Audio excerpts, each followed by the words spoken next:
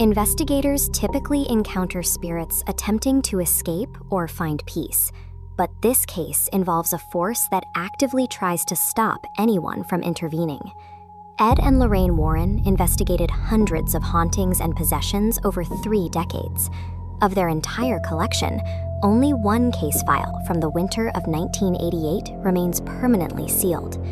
The case began when a weathered, unstamped envelope appeared on the Warrens' front porch. It contained a photograph of an isolated church and a note that read, "It won't let us die." St. Gabriel's Church stands deep in the mountains of Vermont. While official records state the building was destroyed by fire 60 years ago, it remains standing and completely untouched. The investigators bypassed standard haunting protocols for this site. The physical existence of the church directly contradicts the established historical record. The atmosphere around the church perimeter is unnaturally still. There is a total absence of wind, and no insects or wildlife are present in the surrounding forest. Father Callahan, the local priest, reported a grim cycle at the site. He claimed he had been forced to bury the same family multiple times. Archival evidence in the cemetery supports this.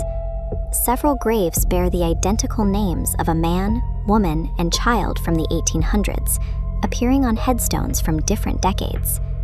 At exactly 6 p.m., the church bell rings independently. This marks the moment the grounds transition to the control of a dark entity.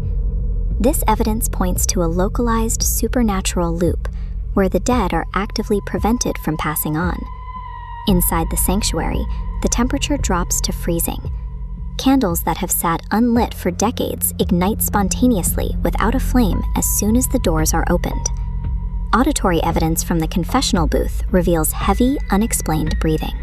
Carved repeatedly into the interior wooden walls is a single defensive phrase: "No last rites."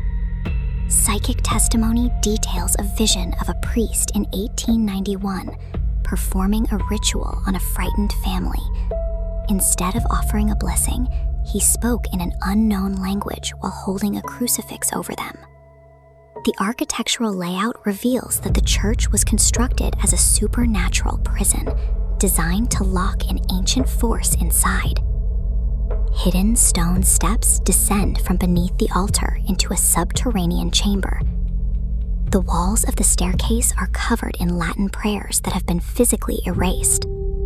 The investigators recovered the 1891 diary of Father Elias Blackwood from this hidden room.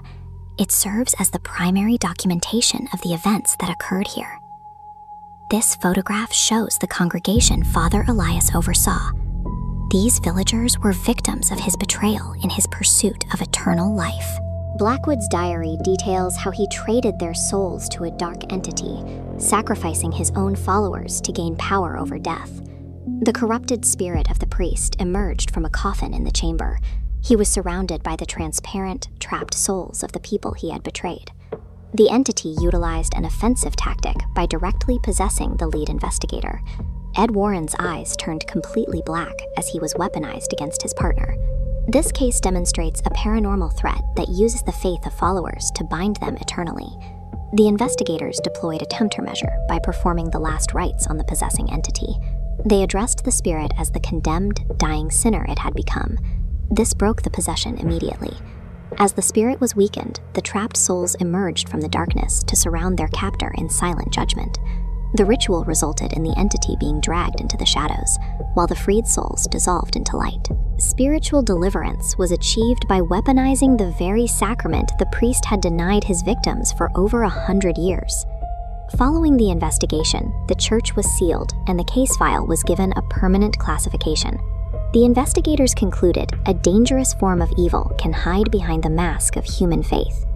The final pages of the 1891 diary reveal an unresolved anomaly. The priest was using an ancient, non-human language to invite a force into the church. While the human priest was banished, the ancient evil that originally answered his call remains undisturbed in the darkness beneath the sealed building. Closing a case file does not eradicate an ancient force. It remains waiting for the next person to seek its help.